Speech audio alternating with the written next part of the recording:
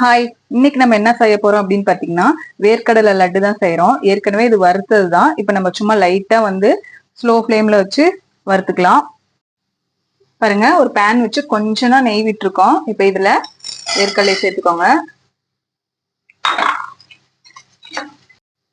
இது கூட ஒரு ஸ்பூன் பொட்டுக்கடலை, 5 பாதாம், 5 முந்திரி, 2 ஏலக்காய் இதையும் சேர்த்து சும்மா 1 நிமிஷம் மட்டும் சூடு பண்ணிக்கோங்க.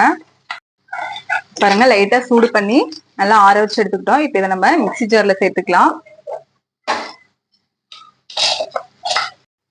இது கூட நம்ம இன்னைக்கு ஒரு 5 ஸ்பூன் மட்டும் நாட்டு சக்கரை சேர்த்துருக்கேன். உங்களுக்கு இன்னும் ஸ்வீட் வேணும்னா கொஞ்சம் சேர்த்து கூட சேர்த்துக்கோங்க. இதை நம்ம அரைச்சு எடுத்துக்கலாம். இப்போ பாருங்க, இந்த மாதிரி நல்லா அரைச்சு எடுத்துக்கிட்டோம். இப்ப இதை நம்ம தனியா மிக்ஸி ஜார்ல இருந்து எடுத்துக்கலாம். பாருங்க, நம்மளது லட்டு எப்படி ரெடி ஆயிடுச்சுன்னு. நீங்க மிக்ஸி ஜார்ல போட்டு அரைக்கிறப்ப கொஞ்சம் பால் சேர்த்து அரைச்சுக்கோங்க. அப்பதான் கொஞ்சம் ஈரத்தன்மை கிடைக்கும் நம்மளுக்கு. இப்ப நம்ம அரைச்சு எடுத்திருக்க வேர்க்கடலை இந்த மாதிரி லட்டு ஷேப்ல புடிச்சு எடுத்துக்கலாம்.